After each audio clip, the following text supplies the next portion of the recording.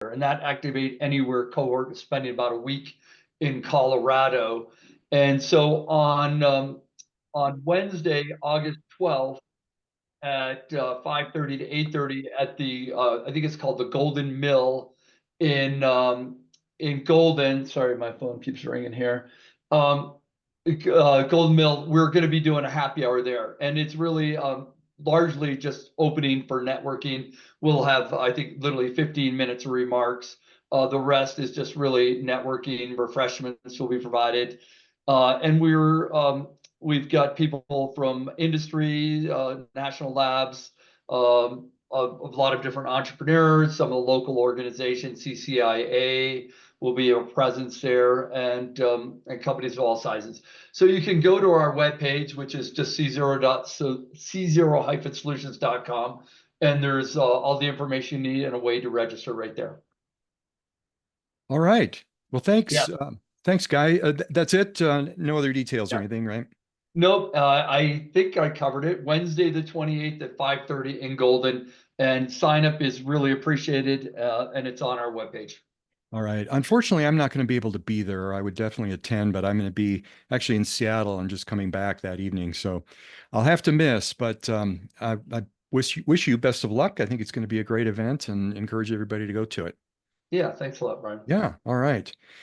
All right. So next, let me switch back to our slides here real quick and introduce John May, who's the managing director at Hamilton Clark Sustainable Capital. And John approached me and said, "Hey, why don't we talk at this meeting about financing of hydrogen projects," which is a fantastic topic. So, John, go ahead and unmute yourself. And I've stopped sharing so you can share slides, and you've got the floor.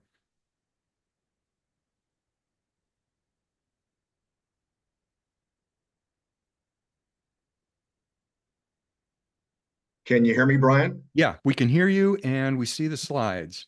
Okay, great. Well, good afternoon, everybody. I'd like to thank Brian for giving me an opportunity to make a presentation today on financing hydrogen projects.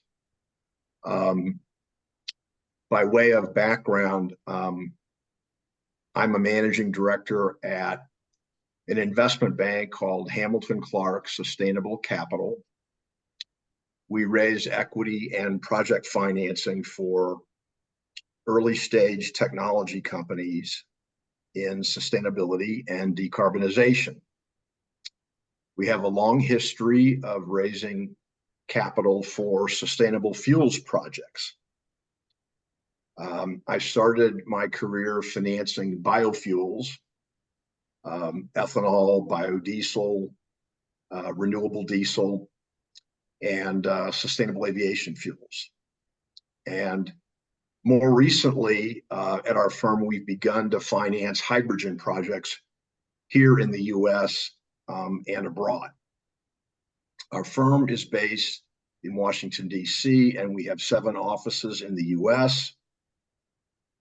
We have a global institutional investor base consisting of private equity, venture capital, ESG and impact funds, and renewable infrastructure funds.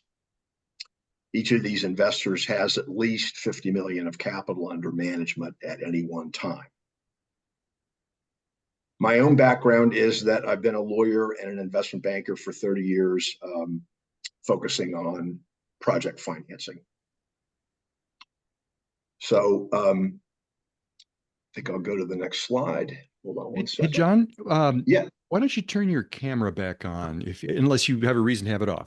Oh, sorry. Just one second. Yeah. Just one second.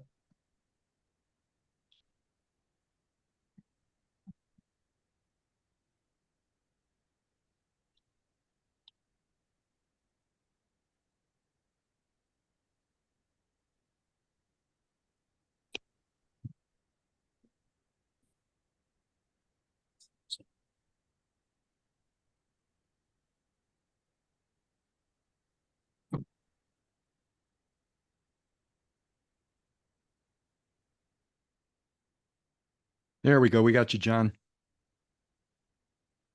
Thanks. Sorry about the technical difficulties.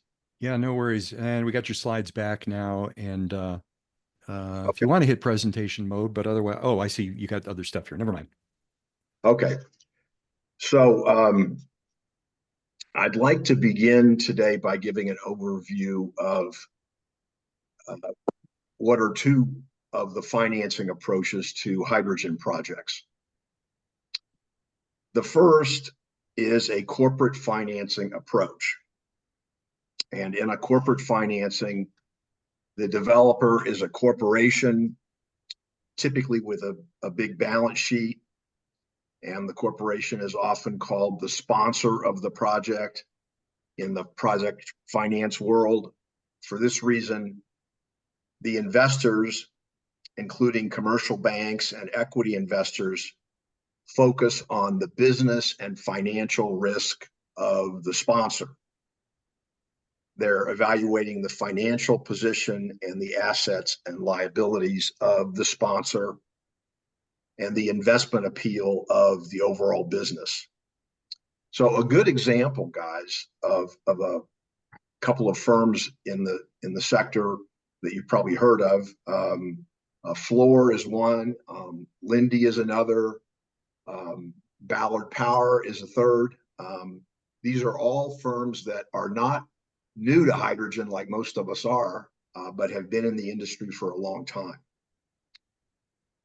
The second type of financing, besides corporate financing, and the one that's done much more often, is project financing. And that's what I specialize in. So in a project financing, debt is provided to the project company by a commercial bank, or nowadays we have private credit lenders, like Bill Gates's Breakthrough Ventures and a number of other funds that can provide either equity or debt to a project. So in a project financing, when debt is provided, it's important to realize that the only recourse that the lender has is limited to the project's cash flows and, if needed, the project's assets. So typical project financings are what bankers call non-recourse financings, which means that the lenders are not able to access the capital or assets of the parent company to pay the debt incurred by the project. So the main purpose of project financing, if you think about it from a corporate standpoint, is you have a parent company that typically has its own hydrogen technology, and it's deciding to do a first commercial scale project financing in the US. So it sets up a special purpose corporation below the parent company, and that special purpose corporation becomes the developer of the project, and the debt that is provided by the investors to the project corporation, in that situation, the only recourse in the event of a failure of the hydrogen project to operate and the event of default, the only recourse is to the actual project itself that is owned by that project company. There is no recourse to the parent company. And that's probably the fundamental point of almost the entire presentation is, as I said, there are some name brand companies in the hydrogen space who have been in the industry for 2 decades typically, and they will finance projects on balance sheet as a corporate financing. All of the rest of us who are relatively new to hydrogen are going to do it the safe way, and that is by setting up a special purpose project company, building the project with money that I'm going to raise for you, and then hopefully the project works. and produces the hydrogen, and the hydrogen is sold under offtake to an offtake counterparty. And the revenue flows, and the debt is repaid, and then there is an equity return that is available from the remaining cash flow to pay the developer its equity return. And the equity returns for most projects, if they have at least 50% debt, are somewhere in the 15% range. So that's the amount of equity return on each dollar that the project creates, and that's available to the project company. So let me go to the next slide. And if anybody has any questions, stop me. So this is there's a lot on this slide, so I don't expect you to get all of it just in today's presentation, but hopefully you can take it away and take a look at it. So the next slide shows a direct comparison between corporate debt financing and project debt financing. And I wanted to go into this in more detail so that your audience can understand what type of approach they want to use. So in a corporate financing, the borrower may be involved in various types of businesses and activities. And the creditworthiness of the corporate borrower is based on its balance sheet. So somebody like Lindy, that's been around for a long time, has a huge balance sheet that's worth hundreds of millions of dollars. And they're going to go out and raise capital for their next hydrogen project. And they're not going to have to pledge anything other than they're going to put their balance sheet up and say that if for some reason the project doesn't work, the money that is accumulated on the balance sheet for decades will be used to either fix the project or, in the last resort, to pay off the debt portion of the project financing, and then the project will either be completed or it will stand incomplete. So let me go into a little bit more detail on corporate financing. There's two approaches to raising debt in a corporate financing. The sponsor can raise commercial bank debt, which typically has a repayment period of 3 to 7 years.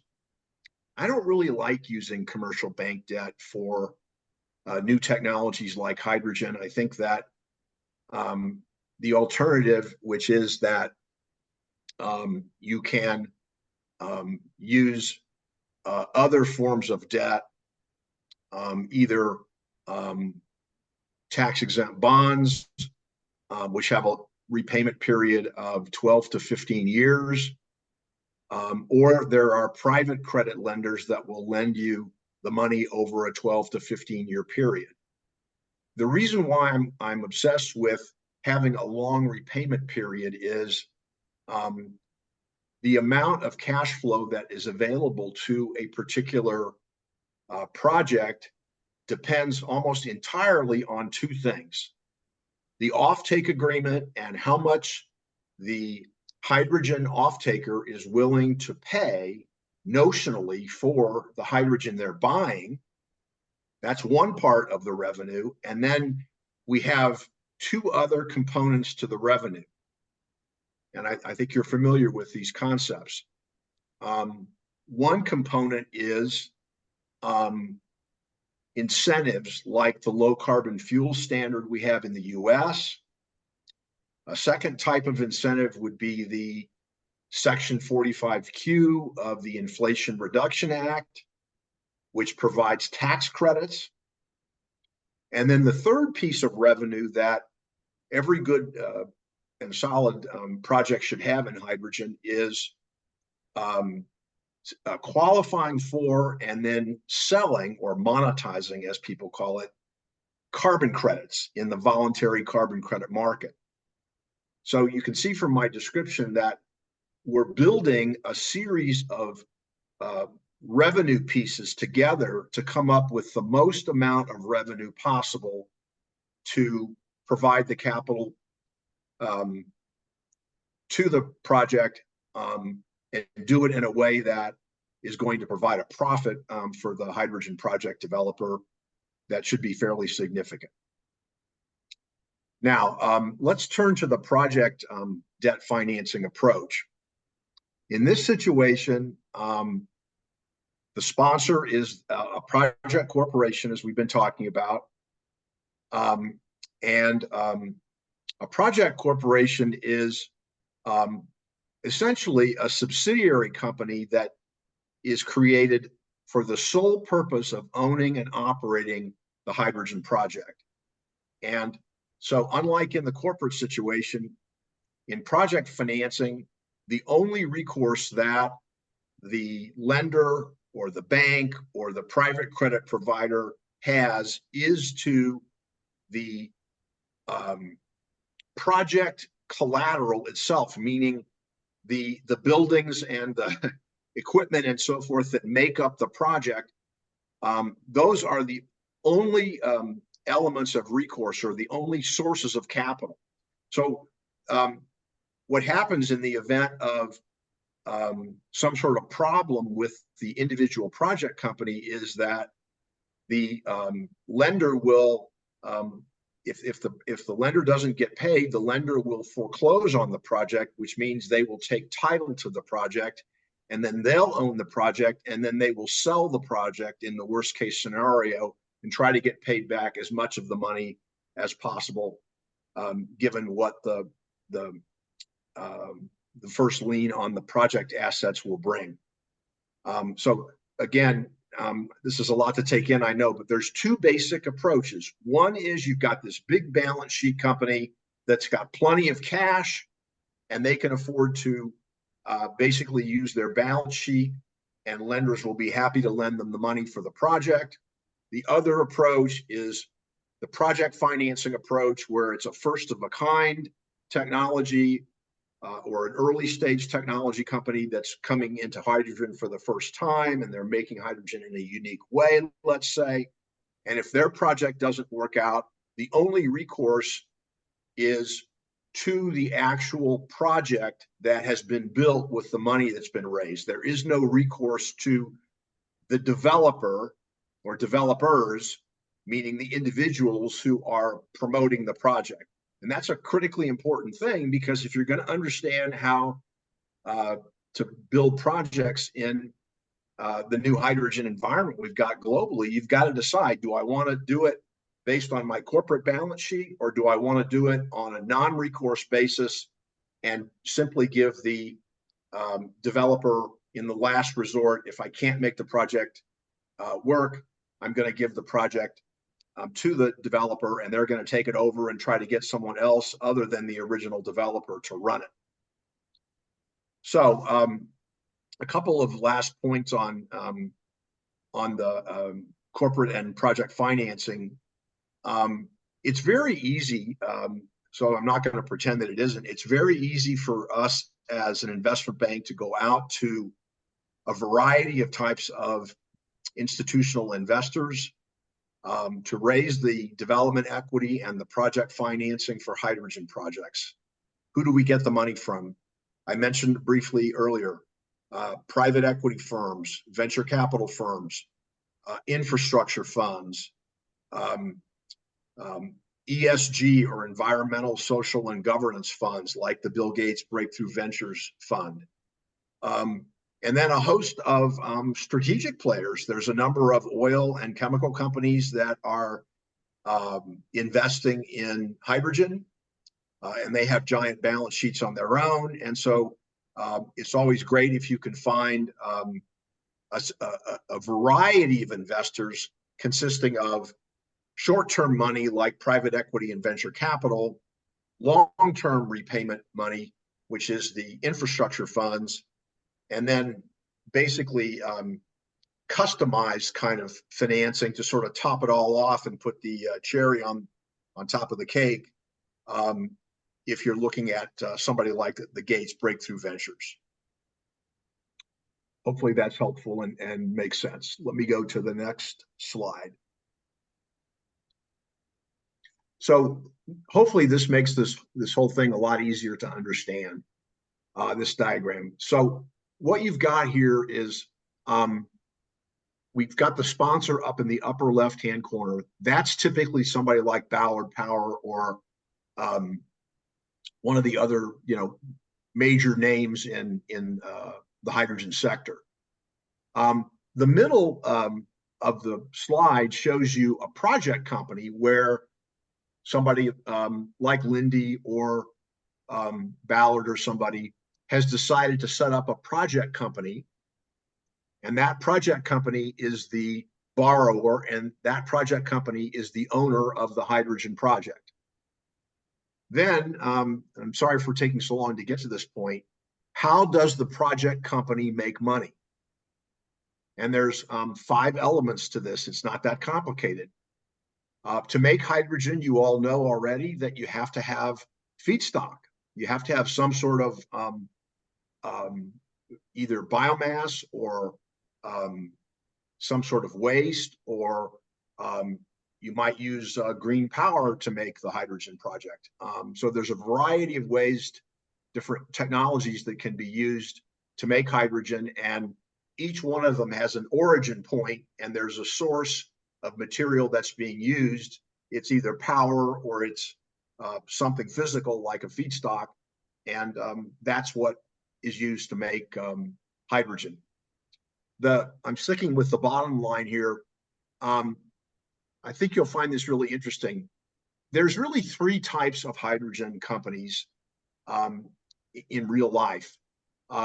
There's balance sheet companies like the Fluors and the Lindes, and they have their own technology that they invented years ago, and they're just going to use it today for either blue or green hydrogen. By blue and green, I mean low carbon, or green meaning clean, essentially, clean hydrogen.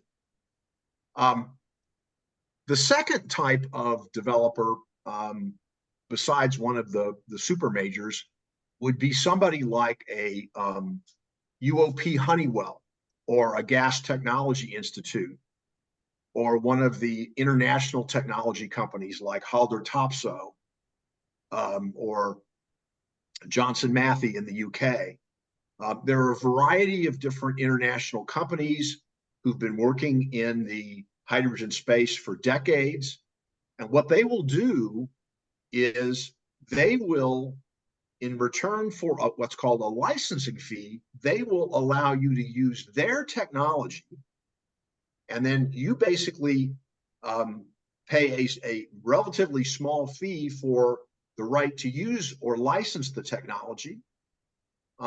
You get a technology that's been proven and established, and for which there are a number of existing projects that are already operating. And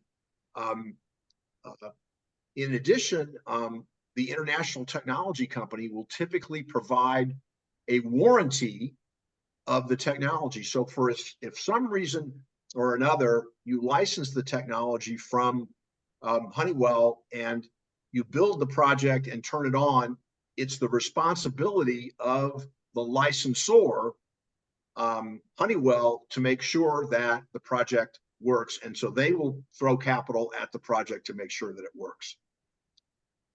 The last 3 elements are obvious. You always need some engineering and construction firm to help you build the project.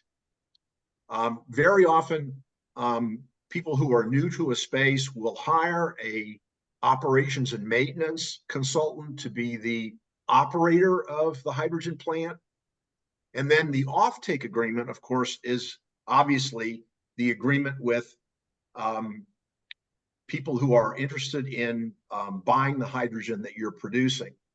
And I think, to be honest with the audience, the only thing that really worries me about the hydrogen sector at this moment is I don't think there are enough offtake parties out there that are offering to buy hydrogen that is going to be made by these projects.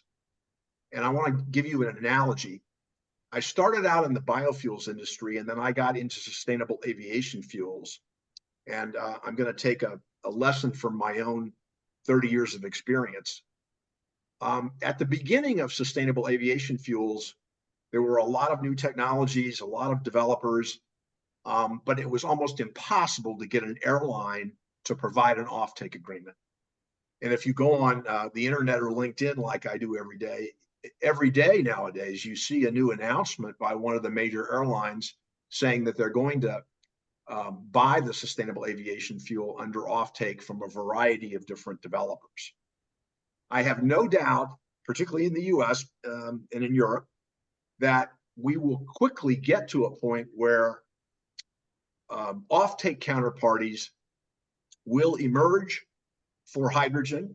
I think a couple of things that are still frightening people that I think you guys are already aware of are, number one, we're still not sure what the so-called levelized cost of hydrogen really is. How much does it cost to manufacture hydrogen in various situations? And therefore, you need to know what that cost is because you want to put some profit on top of that. And then you want to charge the offtake counterparty with that total profit and source of revenue. So we're just at the beginning, it seems to me, of the evolution of offtakes, and we'll see a number of major players come into the space.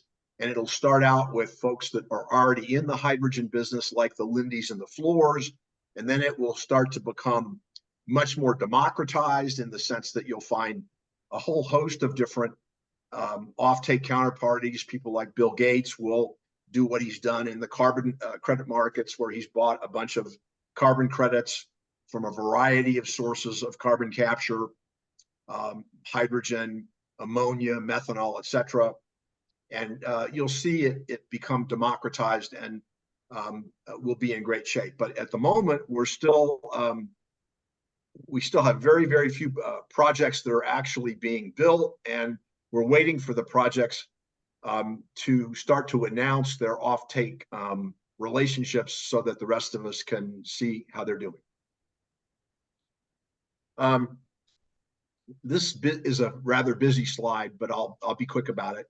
The whole idea of the hydrogen project is to make sure that you have a combination of the offtake agreement at a certain price for the hydrogen, plus these increments of revenue and incentives, and that should provide enough cash flow to the project to be able to pay off the debt and provide what I would call an acceptable equity return to the developer, and that equity return should be at least 15%.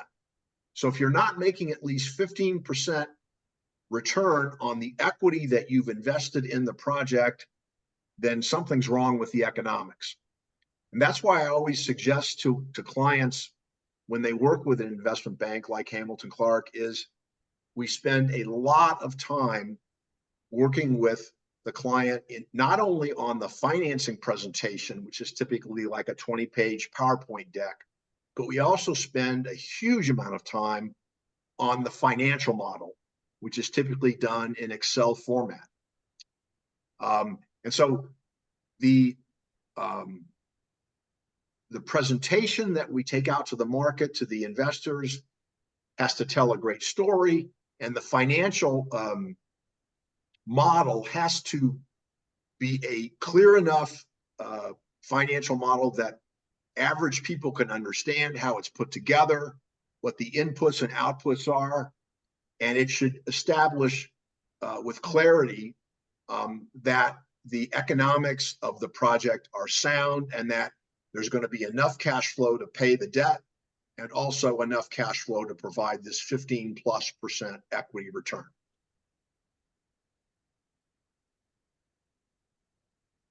I'll go over this quickly. I think all of you probably know this intuitively, but for those that don't, where do you get the debt? Commercial banks, institutional investors, like private equity and venture capital, infrastructure funds. If you're doing a project overseas, you might want to use an export credit agency. The US has the Export-Import Bank. So if you're doing a hydrogen project in a different country, you can typically get the US government to guarantee the project in part. Other agencies that you're familiar with are the US Department of Energy, which has the Loan Programs Office. Jigar Shah runs that office and has since the Biden administration started. He's a great friend. In some cases, he will provide almost 100% loan guarantee for startup projects like hydrogen projects. So if you're thinking about going to the Department of Energy and making an application for a loan guarantee, that's something that I and my firm can help you with. Another approach that's worked for us really well has been the U.S. Department of Agriculture, the USDA, Tom Vilsack, who's been the Secretary of Agriculture for, I think, three of the last presidential terms. He's still in office, still a great guy. And he would be a great person to talk to about possibly providing a loan guarantee as well. And then we've talked about the equity funds that are out there. As I said, we call on about 400 equity funds globally of different types, and they come in all shapes and sizes.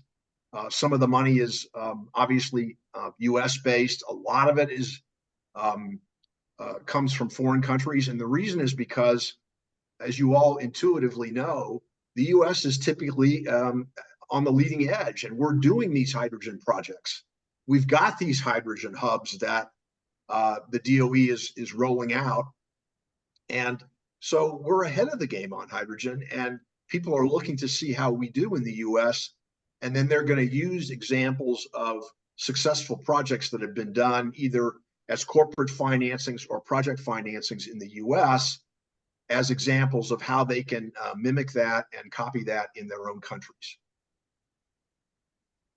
Okay, so let me get finished up here. I've got some more detail in here about, for those of you that want to look at the presentation afterwards, I get into how do you apply for a credit rating. It's always good to get a credit rating if you can, because it makes your project more compelling, and it is going to get you a lower cost of capital. And people ask me all the time, is it worth paying the money for a rating from somebody like Standard & Poor's or Moody's?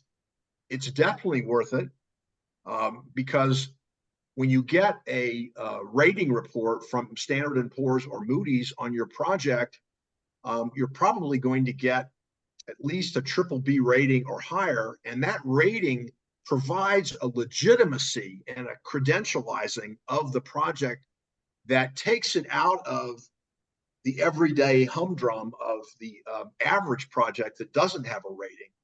And so we spend a lot of time working with clients to try to figure out whether it's worth paying for the rating and getting that report issued by one of the rating agencies, or whether it's better to just go without a rating. Obviously, if you get a loan guarantee from the U.S. Department of Energy or from the USDA, your cost of capital goes to 2% on the debt portion of the project financing, and your returns are going to be astronomically high. That's why it's so competitive to try to get into DOE or USDA to get these loan guarantees. And then a couple last thoughts, and then I'm happy to take some questions. This is just for homework. How do you build a bankable project, and what are the different stages of project financing? And I won't bore us with that today. And I'm done. How's that? Excellent, John. Thank you. And you sent me, this is the package you sent me, John, right? Yes, sir. All right. So I will find a way, either working with you, John, or on my own, to put these into the slide package for this meeting. And I'll put that on the Colorado Hydrogen Network website so that people can go back. There's obviously a lot to review here, but let's open up to questions. Oh, Elliot Barton's got his hand up. Go ahead, Elliot. Yeah, thank you very much. Really not a really great presentation, and certainly something we all need in the financing aspects. As some of you know, we're developing our own project in Aurora right now, and we're in that phase, that place where we need to put together the full financial package. We have some capital that's being raised, but what you presented and what you're coming at would work well with what we're doing. So we'd love to connect with you and see if there's a fit. But obviously, the industry needs this desperately going forward. The long-term financing is the solution, as we know. The short-term return on investment is not very good, if at all, right now. And as we evolve, getting those prices of hydrogen down, getting the prices of trucks down, and all of that. And I think as it scales out in the next 3 to 5 years and beyond, it's going to start coming down. But getting in business is the biggest challenge. We've been working for some time putting this together, and we're really close. But all of us need a push over the top, and companies like yours, organizations like yours, could be a real good shot in the arm to help us get that done. Thank you very much. Can I respond to what you said, Elliot? Because I think it's a really good to talk about how we can collaborate. So I think that there's three different fundraising approaches that most of our clients need in a particular order. So, and I'll be very brief about this. If it's Aurora Hydrogen or Independence Hydrogen or Electric Hydrogen or Mode Hydrogen, there's so many hydrogen companies out there, which is fantastic. But they all need the same basic support. And the first thing they need is they need to go out and raise equity at the corporate level. What I used to call in the old days, walking around money. In other words, you need enough capital to hire all the people you need for your business and, hire an accountant, hire a lawyer, all these things that a new business needs to set up. And you need some working capital to do that. And so we typically do what's called a Series A, capital A, equity raise. That's typically the first raise we do for hydrogen developers, is a corporate level equity raise. Now you're going to ask me, what's the average amount of equity that most of these developers in hydrogen are asking for? Well, it's somewhere between 5 million and 20 million, I would say. And then the next thing you're going to ask is, well, how far along are they from using the so-called technical readiness level? Most of the hydrogen projects that you hear about, and I just rattled off 5 names that you can go and look up on LinkedIn, you're probably already aware of. Moat, Independence, Electric, all these different firms. We're spending almost all the time on hydrogen these days in just raising equity at the corporate level to give these startup companies runway capital to evolve their technology, to get the technical readiness level from 1, 2, 3, or 4, moving towards 7, 8, or 9, 10 being fully commercial. And so every one of these hydrogen technologies has got to go through a technical readiness pathway to the point where it's ready for that first commercial scale project financing. And there's no specific timetable for that, because there are different feedstocks for hydrogen. There are different ways to make hydrogen. Each one of these companies is its own little individual situation. And what we try to do is provide the kind of support where we can give them the capital they need to explore what they want to do. It's not like you have to have everything figured out from A to Z when you get started. I think right now in the market, there's a huge interest in the US and also in Europe, I would say, and to a lesser extent in Canada. But there's a huge interest in hydrogen. There's a huge interest in investors looking at hydrogen, early stage hydrogen technology companies. And I think there's a tremendous opportunity to go out and continue to raise capital in a very good market. I'm not going to talk about the election because I don't want to upset anybody, but either way, I think hydrogen is going to do well, regardless of who wins. And I think we're going to continue to be successful in raising these different rounds of capital as you move forward to your first commercial scale project financing. John, where are you based? Our headquarters is in Washington, D.C. Okay. We have 7 offices in the U.S. I'm based in St. Louis in the Midwest. We have a huge office in Houston, huge office in Washington, huge office in San Francisco, and some other smaller offices. So 7 offices in the U.S. John, may I ask a next question? Thank you very much for a good presentation. I'm in power industry, and power industry has perfected the project finance with the PPAs and all that. So I'm very familiar with that. But question for you is, do you see, are there any projects being financed? That means project is mature and the off-taker is a good balance sheet and they're willing to do that. If not today, when do you see we'll get to a level when, you know, the companies are able to project finance these projects in the US? Well, that's a terrific question.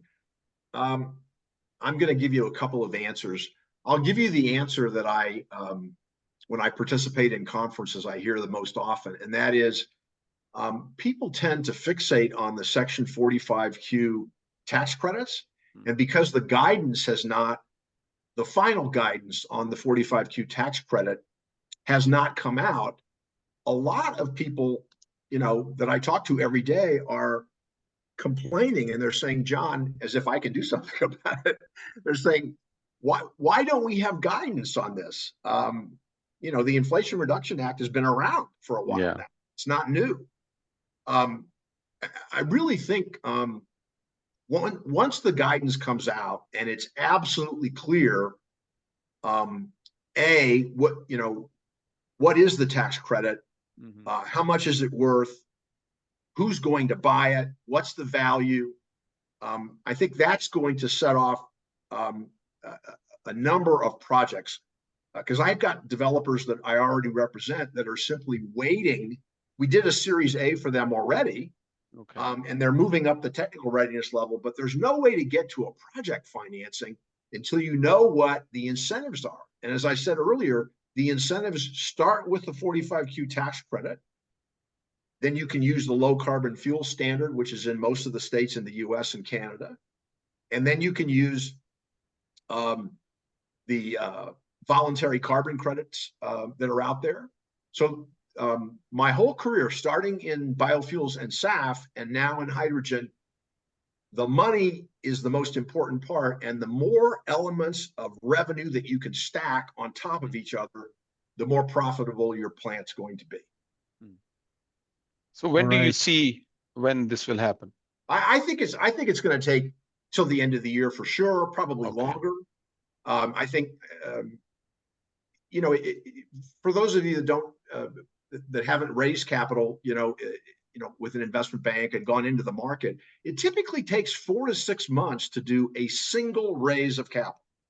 So if you're going to do your initial equity raise, you would need to start now and have to hopefully get closed by, you know, mid-November, because after, you know, Thanksgiving, it's over for the rest of the year. So it takes 4 to 6 months to do each one of these steps, each one of these raises of capital, whether it's corporate equity.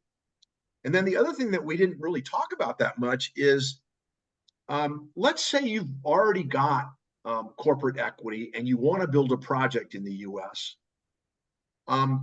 You can't just go and say, I'm going to raise the money for a project. You have to have an engineering and design partner, somebody like a Kellogg Brown and Root or KBR, for example, or Gas Technology Institute or Honeywell, or any one of a dozen different international technology companies who provide a license for their hydrogen technology. But hey, John, I'm sorry. we're going to have to cut this off. Okay, So I'm we've sorry. got time for some of the other stuff. I mean, I've let it run because it's such great and important stuff. Jason, you've had your hand up, but do you have something kind of quick? Yeah, that's a quick one. Thanks. My question was, you mentioned 5 to 20 million is kind of a typical Series A, Right. but what's the percent of equity that's usually, traded for that funding? Is there such thing? I understand what you're saying. Um, you know what? When you do a Series A raise, you're typically going to be the primary shareholder for the foreseeable future, and then you're going to get to a certain technical readiness level, and it's probably midpoint between starting with nothing and getting to the finish line. And so we usually do a Series a Series B, and that could take as long as a year to do 2 raises. And then you need to raise the development equity to pay for the engineering and design. And that's running about $100 million for the typical large scale hydrogen project. That's just to pay for the engineering and design. And then the project financing itself, the construction cost is running $300 to $400 million. So you see the succession of capital that has to be raised to get one single project developed in the US. It's an enormous amount of time and an enormous amount of money. All right. Well, I'll tell you what, John, we're going to have to cut it off. We could do a whole half-day seminar, I think, on this. This is fantastic. I did put your email into the chat. I think everybody can see that. If you don't see John's email in the chat, let me know. And I encourage folks to get a hold of you. And, John, if it looks like we ought to do some kind of a multi-hour seminar or something on this, happy to try to either host that or set that up, or maybe you just do that with a few people that reach out to you. But this is really great stuff. And I thank you for contacting me and this presentation today. It's really been great and something I think that we all need. Thank you, Brian. I'm very grateful for the opportunity, and it's good to meet everybody. Oh, yeah, absolutely. And we can do it again, too, if there's a reason to do that. Thank you, sir. All right. So I am going to jump over these. I always put more into these slides than I need because I don't want to run short, but I do want to jump over to Ed Van Dyne, who is with Plastic to Green. So he can talk about their business and what they're doing. And so, Ed, are you there? Go ahead off mute, and I'll let you share your screen. Off mute and go desktop 2, share. Can you see my screen? Got it. Okay.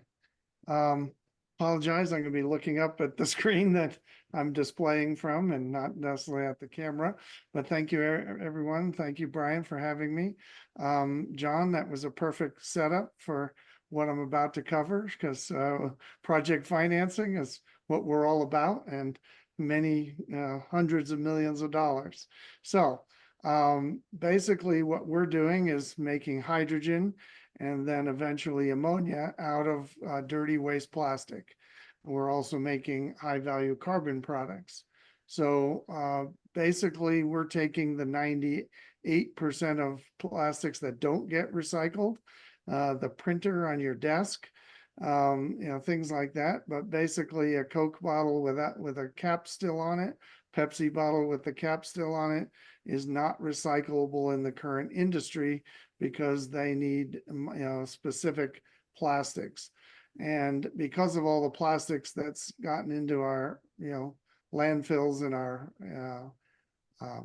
water treatment plants and the ocean, basically on average a human is eating 1 credit card a month worth of microplastics in our environment between what we drink and what we eat. So it's getting pretty disgusting out there in terms of the problem. So our plants are going to be 0 emission process to be able to break down all of the plastic into its individual elemental form using essentially lightning.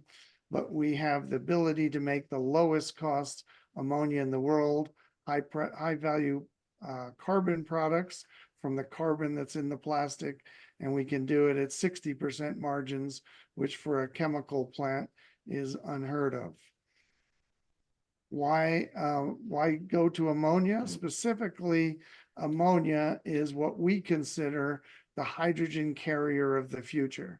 What we think is going to be sitting in the tank behind a hydrogen refueling station is an ammonia tank, partly because you can put more hydrogen into an ammonia tank than you can put hydrogen in the same size tank.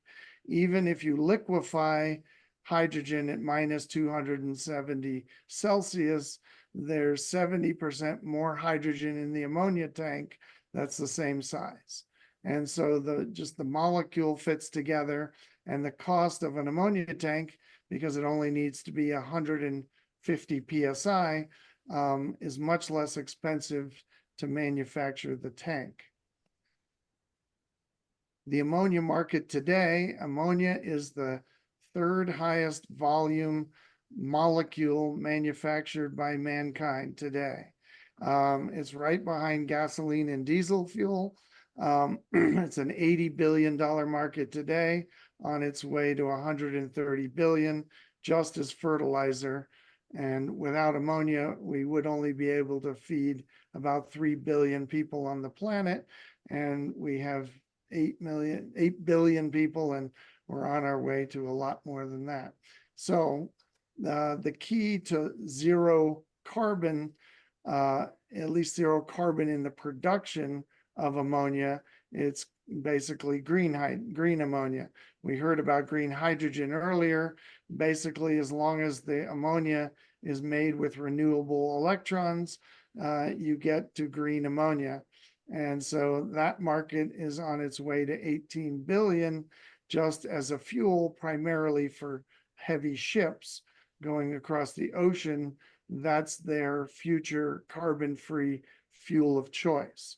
So it's a very rapidly growing market, and even Toyota is developing engines to run on ammonia. This engine is actually supposed to be released in a car in Japan by 2026. So it's coming pretty fast. Here's all the different ways of making ammonia. Steam methane reforming is how 95% of all ammonia in the world today is manufactured, from both steam or water plus methane, and the feedstock being where the hydrogen is coming from.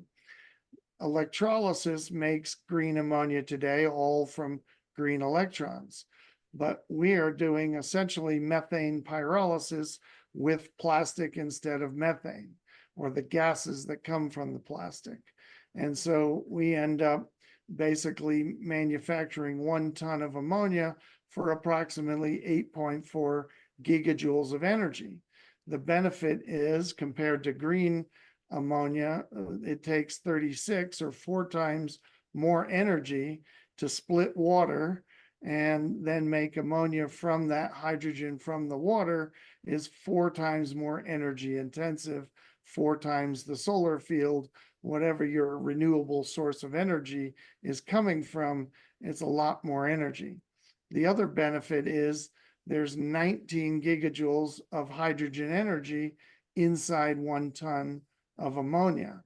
And so we actually have a net energy positive process. No, we're not a perpetual motion machine. So with steam methane reforming being about $450 a ton on average, and this is all data in these 2 charts here and here, is all from the International Energy Agency. And if you look at the cost of making gray ammonia, it's approximately on average around the world about $450 a ton. Methane pyrolysis, because there's more methane involved, is about $475 a ton. Green ammonia made from electrolysis is about $900 a ton. So the whole reason for needing all those tax credits that John was talking about earlier is because green ammonia is much more expensive, typically twice as expensive as regular ammonia. In our case, we're doing the methane pyrolysis process minus any cost of methane. All of our hydrogen comes for free, and all that dirty waste plastic And so we will have the lowest cost ammonia process in the world. And as long as we're driving it with wind and solar, we will have green ammonia for $300 a ton. Our process just involves shredding waste plastic and putting it into a front end process that's already exists as a medical waste disposal process where you gasify the plastics and separate out the ash from the paper waste. And this is basically methane pyrolysis, but in our case, it's ethylene pyrolysis and propylene pyrolysis and all the different gases you get when you gasify plastic.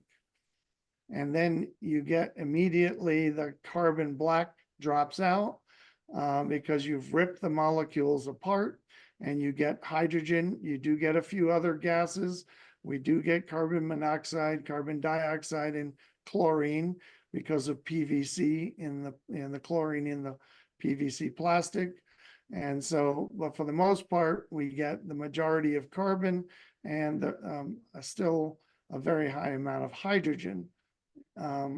Typical plastics are 10 to 14% hydrogen. The hydrogen goes to a standard ammonia synthesis process. This process has been around for 120 years. So we're not inventing anything new. We're just putting all these processes together in a new way. It's very profitable. Basically, a plant that takes in 600 tons of plastic a day can make almost $600 million a year in gross revenue from the plastic waste. Even if we take half the dumping fees, we're going to make emerald ammonia, which is worth twice this much in Europe. We're going to get the green hydrogen tax credit, and that's going to pay for almost all of our electricity costs. We're going to take all of our carbon monoxide and make carbon nanotubes in a machine that already exists with chemical vapor deposition, and end up making a lot of money on the carbon side.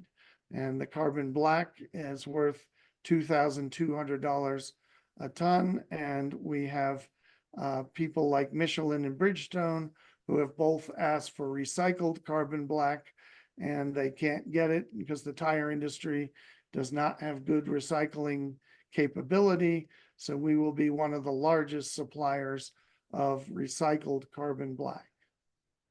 Where's all this plastic coming from? Well, the funny answer is New Jersey. So basically, New Jersey is exporting 1,000 tons a day of waste plastic. And California, and then places along the Mississippi River. So that's our plan, is to have basically one plant on the Hudson River, one plant on the Mississippi River, and one plant in the Bay of San Francisco. That still doesn't count for all the plastic that used to go to China that no longer goes to China. That's still now going to landfills. So there's way more than enough plastic that used to be going overseas that's no longer going anywhere. We're in the process of building and testing our mobile lab this year. We've got designs on a pilot plant here east of Greeley, here in Colorado, sometime getting construction started sometime next year and getting running. John also talked about TRL level. We're at about a TRL level 5 because of all the equipment exists. But we have to get to TRL level 8 to unlock a $2 billion loan from the Department of Energy to build plants 1, 2, and 3. So our business model is to build 3 big plants in the next 8 years and get to 1.7 billion in revenue. We're right now finishing out our $600,000 of our $1 million round. Just had an investor yesterday commit to that amount of money by the middle of September. So we're doing pretty well on our fundraising. Any questions? Yeah, thanks, Ed. Yeah, let's have some questions from the audience here. Ryan, can you hear me? It's Bill. Yeah, go ahead, Bill. Ed, thank you very much. Good job. How are we close to a technology by which we can synthesize NH3 directly from clean electricity, water, and air without making hydrogen, without using the Haber-Bosch process? And if so, might that be competitive with your process if we have inexpensive enough electricity driving it? Thank you. We're happy to license any technology that is actually demonstratable and working. The challenge with the Haber-Bosch process, it's been developed for 120 years now. So it's a lot like the automotive industry where it's hard to beat in terms of economics. We decided on a 600 ton per day plant because the smallest system we could get from Topso, which is one of the major manufacturers of high-tech, modern, ammonia equipment. The smallest we could get was 300 tons per day. And so that sort of drove our big plant size. And again, we're still trying to be the smallest, and because we don't want to have to use carbon energy to move all that plastic around. Ed, thank you. I thought you might be looking over your shoulder at the competition and aware of someone who is trying to do exactly that, and There apparently are- not. We No. tried to do that once upon a time, and we're not successful. There are people out there claiming they have other processes for making ammonia or making hydrogen from plastic, and we're happy to use the lowest energy methodology. But at the moment, I happen to be a plasma physicist from MIT, so I know plasma and I know how to optimize it. I know how to control it to minimize the energy component in the plasma plume itself. And so it happens to be familiar, which is why we chose this direction to start. But we're happy in the future to pick a different direction for a future plant when the technology is available and demonstrated. Right. Thank Right. you. Yeah, thanks, Ed. Howard Gerwin's got his hand up. Go ahead, Howard. Hey, yeah, good stuff. It's amazing what you can do to a material with any kind of material when you're running through a plasma torch. It always seems that every good way to get rid of anything bad involves passing it through a plasma torch, just because it changes the fundamental chemistry so much. The one I had a lot of questions, but the one I'll pose for today.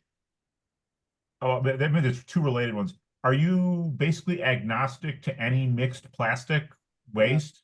Because one of the challenges, I hear about, and I sat through some presentations from investor pitches from somebody looking at trying to reclaim value from mixed plastic waste where, it was contaminated. You mentioned the bottle caps as an example, bottle with a cap on it versus bottle without. It loses value because the cap's there. So are you agnostic to any and all types of plastic? Yes, we're even going to eventually take automotive fluff, which is everything but non-metal, non-metallic from a car, which includes the leather seats and the tubing. And so think of all the non-metal parts in a car. We're also talking to a urethane foam manufacturer because they have manufacturer responsibility for taking back their foam, which is buried in car seats and in mattresses. And so we're one of the few processes that can take mattresses directly, just shred them up and throw them in. Or we can take carpeting, just shred it up and throw it in. And so there's some significant advantages to and reasons why it doesn't matter what ExxonMobil does with recycling and try and take back all the plastics that they can throw back into the cracking tower.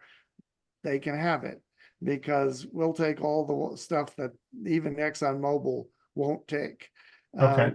We'll take contaminated things, we'll take PFAS chemicals, which are the forever chemicals Mm. that are a problem at water treatment plants because they've got fluorinated hydrocarbons. And the fluorinated hydrocarbons are the ones that last 3,000 years in the environment. So my question, you just changed my last question, but you mentioned this 600 ton per day is sort of the minimum viable size based on the existing world. Can you equate that to a city size? Is that Boulder? Is that Denver? Is that Greeley? What size city generates that much waste? We're actually looking at, it's maybe difficult to find that much in Colorado. So we're building a pilot plant that was going to start out at 5 ton and probably move toward 50 ton, maybe as much as 100 ton here in Colorado. But, Okay. we really need big cities for now, like San Francisco and Chicago, Okay.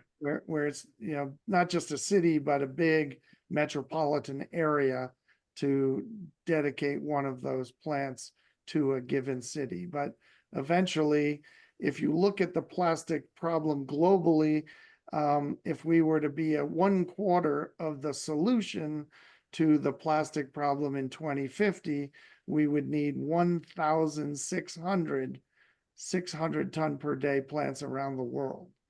So the problem is huge, and it really depends on whether the Exxon Mobils of the world are really going to basically take back what they claim they're going to take back in terms of waste plastic that they can put back in the cracking towers. If Okay. they don't do that, then our problem will still be Well, insurmountable. and frankly, even if they do, I guess I can imagine almost you mentioned a trailer mounted system in your presentation as your first scaling demo. I can imagine that there's some intermediate size that the city of Boulder would want one. The challenge again is that ammonia technology. Yeah, Get exactly. small ammonia technology economically, we can go smaller, Okay, interesting. Thank more you. distributed. Thank you very much. Well, Ed, I have a question. It seems like transporting plastic waste wouldn't be that expensive to do. Have you looked at, whether, say, you had a centralized plant and it was servicing, Denver and Chicago or something because it was central to those? How do those economics look? The problem is it actually is somewhat lightweight. And so it doesn't fully fill a trailer to full weight. And so you end up sort of like carrying air around. And so that's the challenge with, already separated plastic from a material recovery facility. That material recovery facility bails up or puts in the dumpster everything that they can't market to other recycling companies. And so that's why we don't want to have super long distances, Okay. or we want to be able to barge it places where it's a lot less expensive to bring things places by barge than by truck. Okay. All right. Ed, excellent presentation. Thank you for this. Do we have any other questions? We still have a little bit of time. I'm just cutting short some of the other stuff I was going to do. Nobody? Well, Ed, you had flashed on the screen your email, and certainly people can reach out to me. And Ed, if you're willing to send me your slides, I'll put them into the package here if you care to do that. Okay. I'll Yeah. do that. All right. Well, thank you again. All right. So let me jump back to just a couple other things that are going on. Last week, I managed through the connection that I had with some folks that have a podcast up in Boulder to get onto what's called the TFL Car Chat podcast. And TFL Studios, it stands for the Fast Lane. You can see that there in the upper right. These guys are kind of a powerhouse in the podcasting business. They've got about 3 million listeners with the Car Chat and Talking Trucks and motorcycles and other things. And like I say, they're up in Boulder. And so they had reached out to me, I think it was back in 2021 or maybe even 2020, looking for a source of hydrogen, which we didn't have at the time. But now that we're starting to get things online, Elliot Barton has got his system, should be coming up in a year or so, and New Day Hydrogen and CSU have their $9 million contract with the Federal Highway Administration to put some fuel stations in. So I reached back out to, you can see in the picture there, that's Roman Micah, and said, hey, could I come back on the podcast and kind of talk about this? So we did that. It was about an hour long. If you just Google TFL, not Google, I'm sorry, go to your podcast app and look for TFL Car Chat. You can listen to that, or I'm putting up that recording on the latest Hydrogen Nowcast, which will come out this Friday. But this is kind of exciting because these guys have connections with all of the car and truck manufacturers. They typically can make requests. The car manufacturers respect them enough to where they'll send things out. And so they'll be able to start doing some testing. They typically don't focus on Class 8s. They're more the consumer light to maybe even medium duty things. Elliot, you got your hand up. Go ahead. Are you on mute? Elliot, we're not hearing you. Sorry about there you that. go. There you go. Yeah, sorry about that. I was just going to say that, barring anything weird happening, we should have our station operational hopefully by the end of the first quarter next year. Okay. Okay. We're Excellent. lining up customers right now and getting the financing in place. That's why the timing of the financing discussion is so awesome. So you always seem to do that, Brian. You seem to pull it right at the right time. So well, good. And some of you are familiar with Electric Green and Jane and Chris Allo. They now have a mobile fueler, which, by the way, is going to be at the Hydrogen Day on October 6th, which I'll talk about here in a minute. But I think Roman's looking at going up to Lyons to their site and looking at their fueler, and who knows, maybe they can work something out, because that would provide just enough fuel for them to test a few vehicles now and then. But kind of an exciting development, and also kind of exciting, we've got this right here in Colorado. All right, speaking of Colorado Hydrogen Day, I presented this last time, and so this is a little bit of review, but I wanted to give you all an update. This is the first year that we really felt we had enough going on in Colorado to sponsor a Hydrogen Day. So it's going to be Sunday, October 6th from 10 to 5, and it's going to be at the CSU Spur campus, which is down where the National Western Stock Show site is, just there near I-70 and not quite to I-25, but roughly there. What we're planning is, as you can see here, the exhibit hall and a media briefing. The exhibit hall, we've got already about 20 organizations lined up that will be there with a booth, so we can all see them and talk to them. And the other thing I'm doing, being kind of the storyteller that I am, is I'm putting together about 30 actual posters, just educating on hydrogen tech and the hydrogen ecosystem and clean energy and the climate and things like that, because we're expecting to have a lot of the public walking around, and I'm assuming that those people don't know anything at all about hydrogen. So it's going to be something that can help kind of bring them up to speed without having to sit and listen to a bunch of lectures. Again, we're going to have a media briefing for both the, actually not booth sponsors, for actually the media and legislators. It's going to feature the Colorado Energy Office Director, Will Tour, and we've invited Governor Polis, but his office won't commit until about 2 weeks ahead, so we won't know till kind of the last minute if he's going to be there. The outdoor display will have two Mirais, one that's owned by Brendan Donor, and the other Mirai owned and operated here also by Electric Green. Enrol's going to bring their Nexo.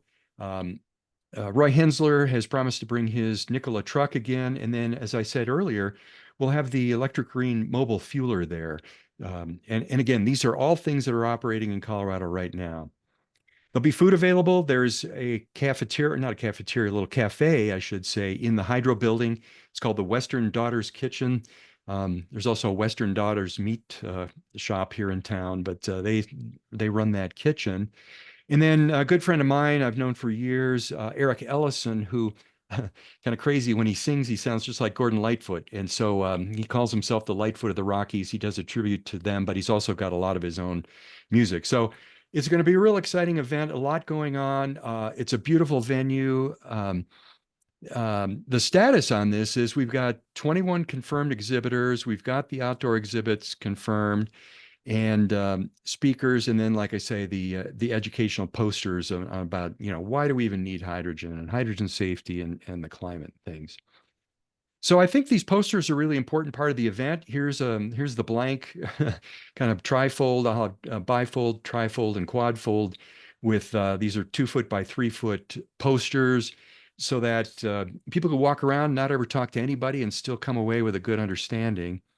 And again, like I say, I'm going to target high school level and non-technical. So no equations, no graphs, or a couple of graphs, but real simple stuff.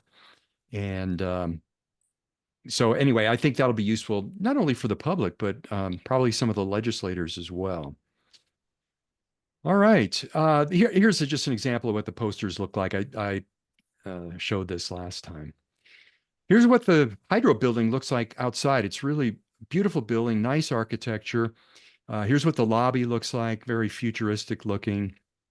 And then there's a patio and a space out behind where we're going to have the outdoors displays of the vehicles and the fueler. Here's the exhibit hall. Obviously, this is set up for more of a banquet, but we'll have it set up for the exhibitor booths in it. All right, so call to action. You help us spread the word. If you can put on your social media and you want to get help from me on doing that, just to broadcast this a little bit. If any of you have any points of contact at any of the media outlets, like the TV stations, I've got a contact over at TV7 I'm going to hit up. But print, radio, podcasts, and other things, help us get the word out so we get a good amount of attendance for this. And then attend the event. It's free. It's free parking. It's going to be a really nice venue, a lot to see. Bring your friends, bring the family. I think anybody could, even, junior high kids could probably get a lot out of this. And then if you want to sponsor a booth, we've got, like I say, about 20 so far. Hopefully none of those people who've committed drop out, but we'd like to have at least 20 to make this, well represented and kind of a viable event. We're asking for a fee of $200 to help defray the costs. Pretty nominal, really, for a trade show. And you can contact me, for any help you need on this. So, any questions or comments about the Hydrogen Day from anybody? Pretty straightforward, I think. But hopefully, we'll see all of you there. And like I say, bring friends and family along as well. Ryan, Bill here. Yeah.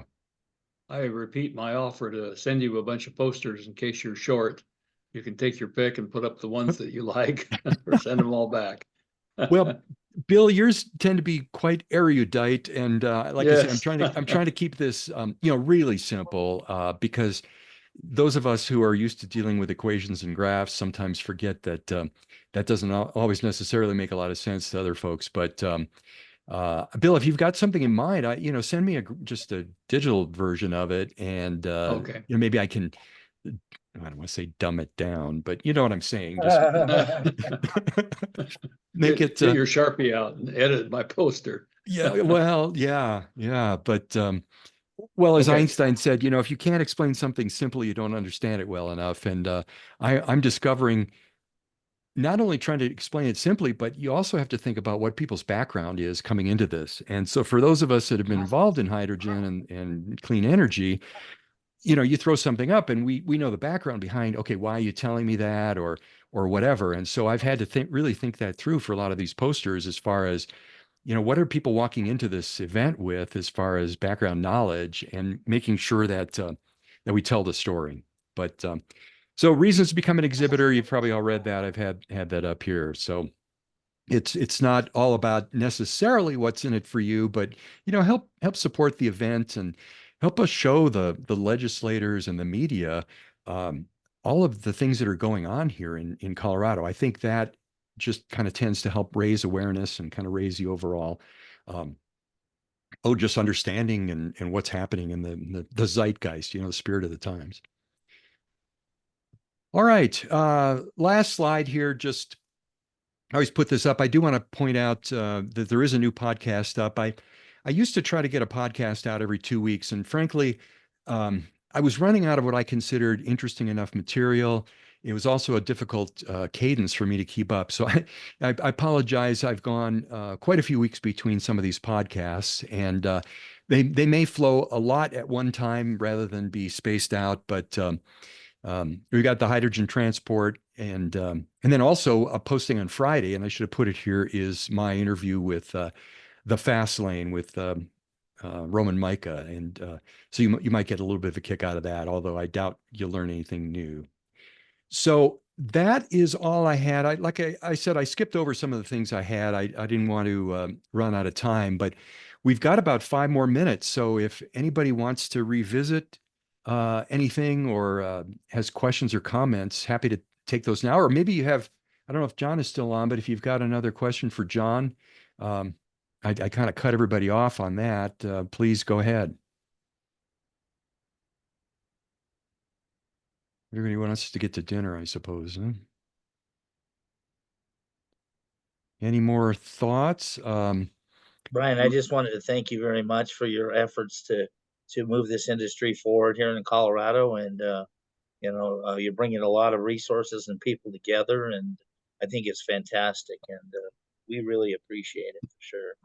Well, I think it helps, and thanks, Elliot. I appreciate that compliment. One of the things I mentioned when I was on the TFL podcast, which is reaching a lot of people, was for other people in other cities to reach out to me. And I did have a guy in Cincinnati reach out. We haven't set up a call yet, but he's looking at trying to do something similar to what we're doing here, as far as just being a hub in the network, organizing people, bringing them together, being a platform for communication and education. So I hope this is worthwhile. I know I've been at this now almost 5 years, but it's a labor of love. I mean, there's no way I could stop doing this. I'd explode, I think. Brian, Bill. Yeah, go ahead, Bill. Are you engaged at all with the long duration energy storage project being done by 4 of the major national labs, or maybe even more of them? They have a meeting in LA on the 10th and 11th. I think maybe anybody can register for that. The concept is that they assume that wind and solar are going to be the primary sources of greenhouse gas emission free energy, and they require a lot of transmission and a lot of long-term storage. So how in the world are we going to do that? Are you engaged with that? That's a pet peeve of mine, Bill. I really think someday we're going to look back and wind and solar are going to be niche. I think solar is really well suited for very small distributed systems like on buildings and homes. I think wind's great if you're in an area that's got a lot of wind, but frankly, I'm with you, Bill, that I think geothermal is going to be really the workhorse. And then people are ignoring right now, because it's so new, hydrogen wells and deriving hydrogen from petroleum wells with a 100% clean process. So, it's like the old, I don't know if it was an Aesop's fable about the blind men. One man says, "Oh, an elephant is like a hose." Another one says, "Oh, it's like a tree trunk." Oh, the other one says it's like a wall. I think people can only see what they can see right now, and so it's our duty to try to get out there and educate and try to let people know there's a lot more to hydrogen than just, or clean energy for that matter, than wind and solar. Yes, a key part of your mission. Go for it. Thank you. I'm working hard on that. Thanks, Bill.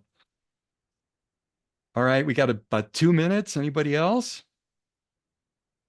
Yes, this is Frank Novacek.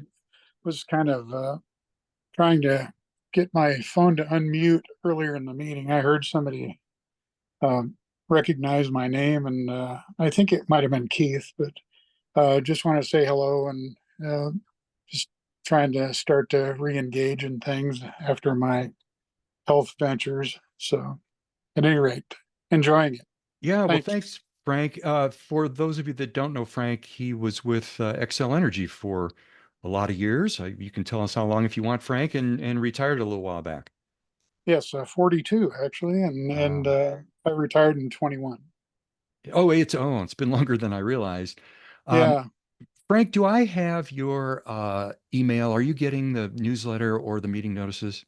I'm getting the meeting notices, yes. Okay. And the newsletter, yeah. Okay, But okay.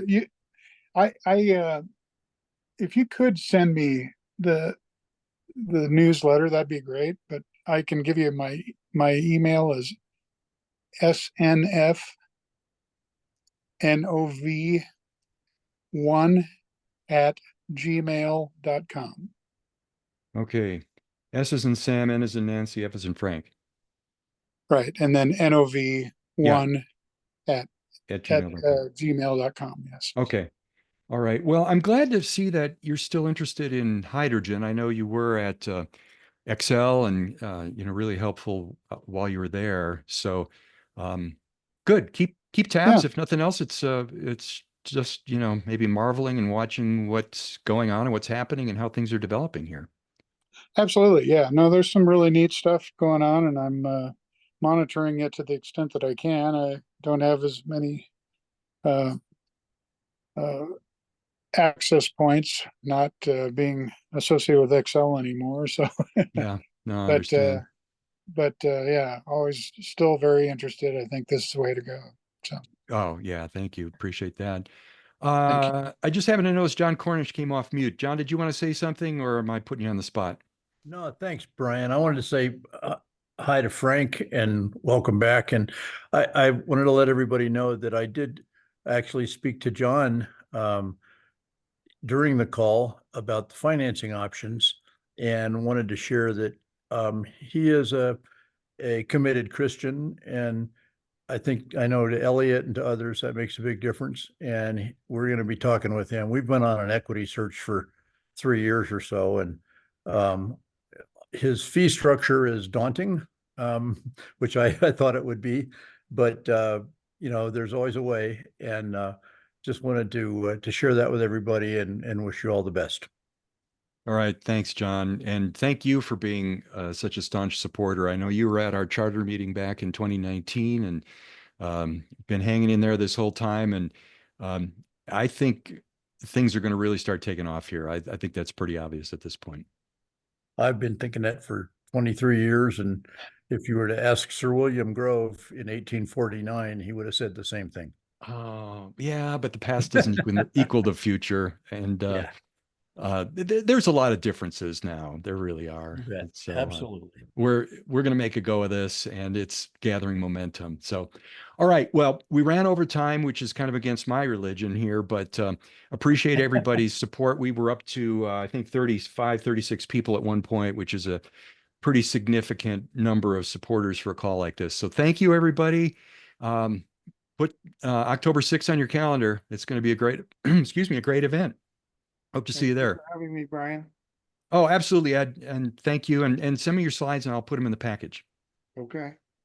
All right. Thank you, everybody. Thanks for doing this, Brian. Oh, absolutely. Like I say, it's a labor of love. Thanks, Brian. Hi, back to you, John.